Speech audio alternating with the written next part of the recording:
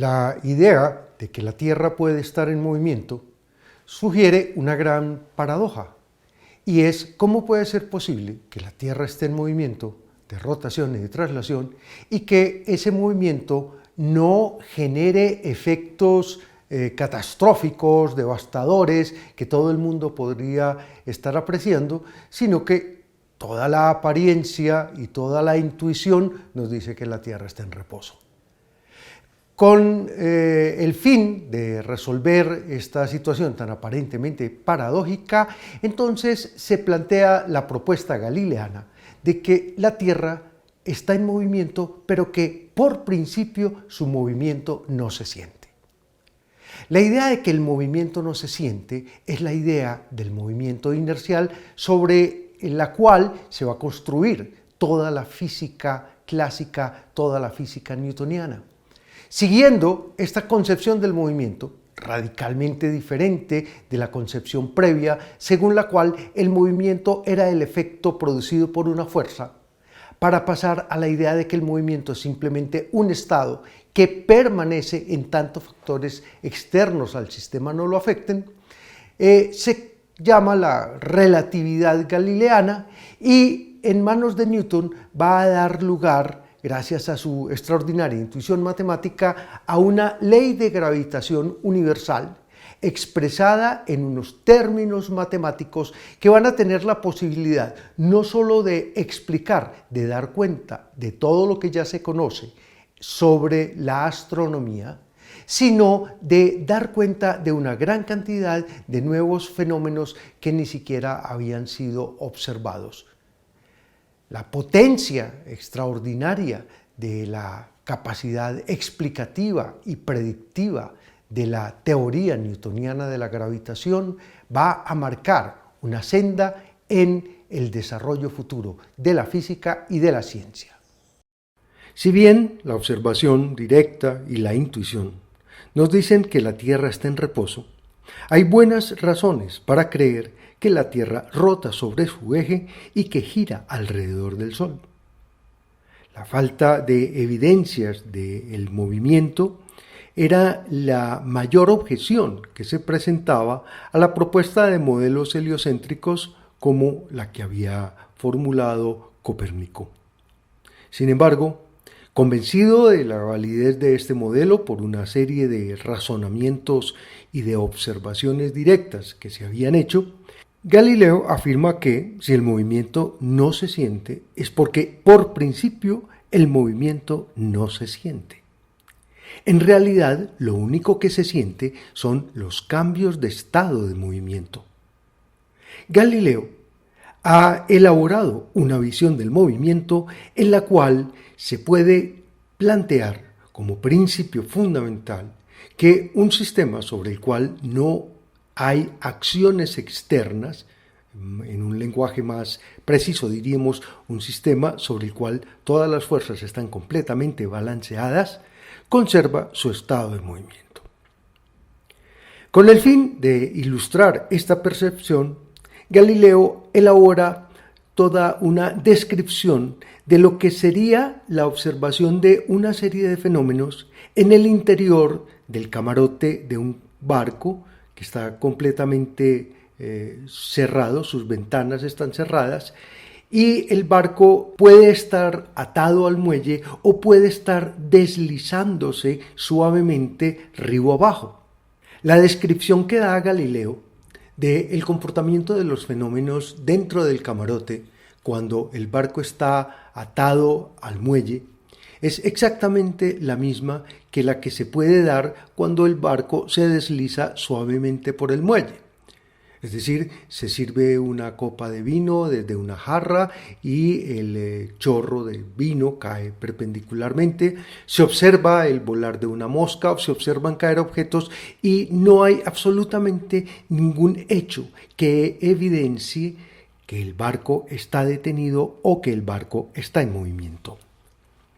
Con el fin de resolver la antigua polémica respecto a si la Tierra se movía o no y cómo se podría dar esta apreciación, Galileo retoma una vieja discusión respecto a cómo ve un marinero que se sube en lo alto de un mástil y deja caer una bala de cañón, cómo se ve desde lo alto del mástil la caída de la bala de cañón y cómo se ve el mismo fenómeno desde la orilla de la playa donde el barco se desliza suavemente. La conclusión a la que llega Galileo es que mientras que la caída es un fenómeno de movimiento acelerado, en la dirección horizontal el objeto conserva y comparte su estado de movimiento con el barco. Si el barco estuviera completamente rodeado de niebla y Galileo solamente pudiera mirar dentro del barco, entonces estaría viendo que el objeto cae de una manera perpendicular al piso y de una manera paralela al mástil desde el alto del cual fue soltado. Por el contrario, una persona observando desde la orilla verá que a medida que el objeto va cayendo, también se va desplazando en la misma dirección del barco y la combinación de este movimiento, nos muestra Galileo en una elegante prueba matemática, es sencillamente un movimiento parabólico. Tratando de dilucidar precisamente el misterio del movimiento planetario, Newton comparó el movimiento de caída de una manzana con el movimiento de la luna y concluyó que obedecen exactamente a la misma causa, que no es otra que la ley de gravitación universal. Con este fin, Newton diseña un experimento mental en el cual se lanzan horizontalmente proyectiles desde lo alto de una montaña muy alta.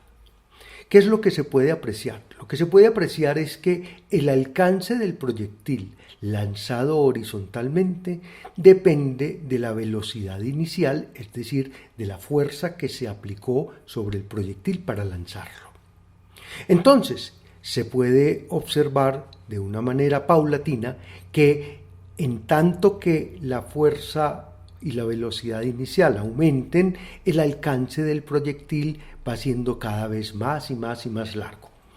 Si nosotros nos planteamos la posibilidad de darle una gran velocidad inicial al proyectil, entonces podremos ver que llegará un momento en que el proyectil cambia constantemente la dirección de su movimiento, pero llegará a tener el impulso necesario para volver al punto de partida,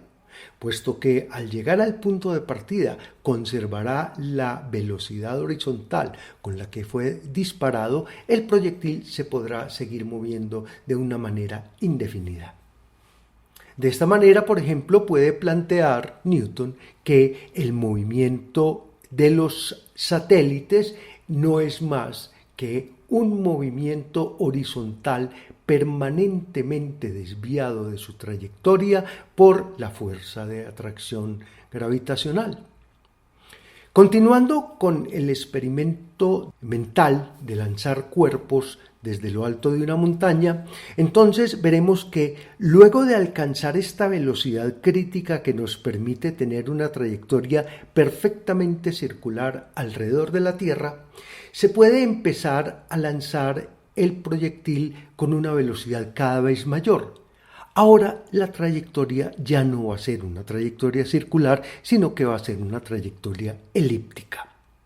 ¿Hasta qué punto puede llegar a ser esta trayectoria elíptica? Bueno, llegará un momento en que la velocidad será tal que ya la trayectoria no va a ser una trayectoria cerrada, sino que el cuerpo inicialmente lanzado se alejará indefinidamente de la Tierra. Literalmente podemos decir, el cuerpo va a escapar de la Tierra. Va a escapar de la Tierra en aquel momento en que se le comunique la velocidad necesaria que llamaremos una velocidad de escape. Si se le da al cuerpo una velocidad inicial mayor que la velocidad de escape, entonces ahora va a describir otra serie de trayectorias.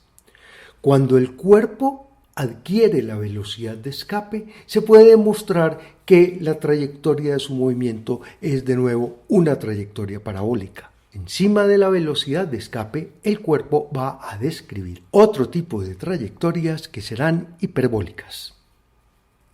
Para poner en términos muy objetivos y precisos,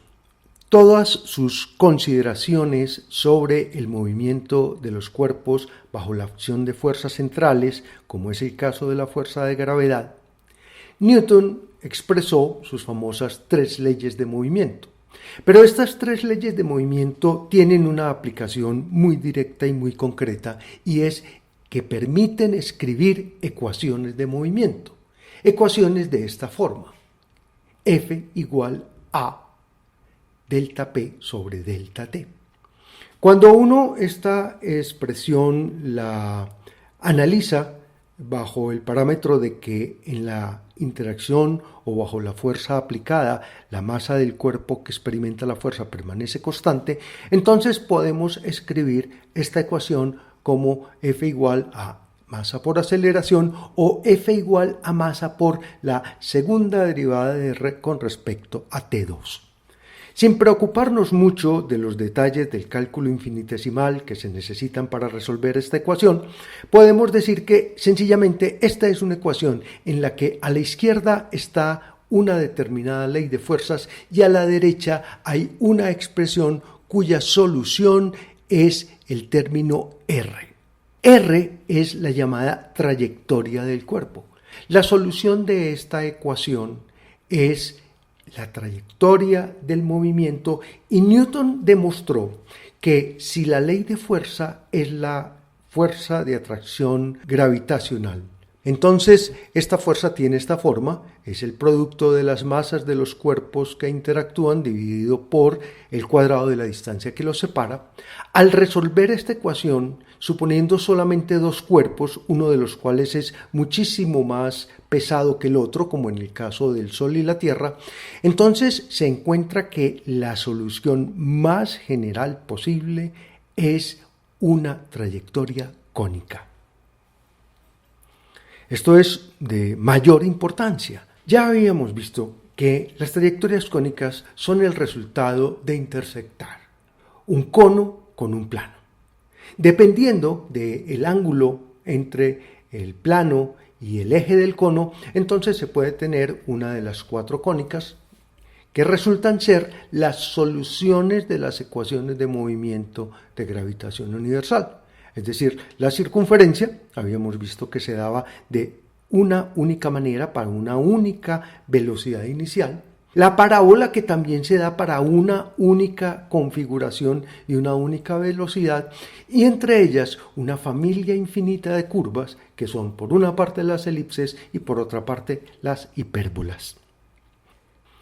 Armado con esta poderosa herramienta, Newton fue capaz de describir el movimiento planetario asumiendo el Sol como centro de todos los movimientos y describiendo el movimiento de cada uno de los demás planetas y satélites de acuerdo con las condiciones iniciales que se podían estimar. Notable resultado de la ley de gravitación de Newton es que a partir de ella se puede obtener la ley de caída de los cuerpos. Miremos. Puesto que fuerza es igual a masa por aceleración, digamos la masa del cuerpo 1 por la aceleración que experimenta debido a la interacción gravitacional con el cuerpo 2. Entonces, masa del cuerpo 1 por aceleración 1 es igual a el producto de las masas m1 por m2 sobre la distancia de ellos al cuadrado. De esta expresión podemos ver que se elimina el término correspondiente a la masa del cuerpo cuyo movimiento estamos examinando. Y entonces resulta que la aceleración de ese cuerpo es independiente de la masa del cuerpo y solo depende de las características del cuerpo que ejerce la fuerza central, en este caso del Sol. Si pensamos en el caso del movimiento de caída de los cuerpos en la Tierra, entonces aplicando un razonamiento similar, podremos ver que la aceleración con la que caen los cuerpos depende única y exclusivamente de la masa de la Tierra y de la distancia del cuerpo al centro de la Tierra. Otros fenómenos de características puramente gravitacionales, como por ejemplo el fenómeno de las mareas, es un fenómeno que se puede explicar en términos gravitacionales hasta donde ello sea posible, porque en realidad el fenómeno de las mareas es un fenómeno bastante complejo. Sin embargo, se puede apreciar la participación que tiene la fuerza gravitacional de la Luna y el Sol sobre las grandes masas de agua para producir las mareas en la Tierra. Otra cosa es la periodicidad de las mareas debido a accidentes geográficos locales, pero el efecto neto del Sol y la Luna sobre la Tierra en la producción de las mareas es explicada por la fuerza de gravitación. También es notable que las leyes de Kepler del movimiento planetario, que fueron prácticamente las primeras leyes universales que se plantearon, son simples casos particulares de la aplicación de la más general y precisa ley de gravitación universal de Newton. Ya hemos visto cómo el caso del movimiento elíptico de los planetas no es más que una de las 4 posibilidades de las formas de los movimientos bajo fuerzas centrales de tipo gravitacional. Por su parte, la segunda ley de Kepler, o ley de áreas, es otra manifestación de las leyes de Newton expresadas en torno a la conservación del movimiento rotacional de un sistema aislado. En este caso, podemos considerar que el Sol y el planeta se pueden tomar como un sistema aislado, y entonces, dado que la trayectoria es elíptica y el planeta a veces está más cerca y a veces está más lejos del Sol, con el fin de conservar el movimiento rotacional, se satisface esta condición que coincide con la ley de áreas.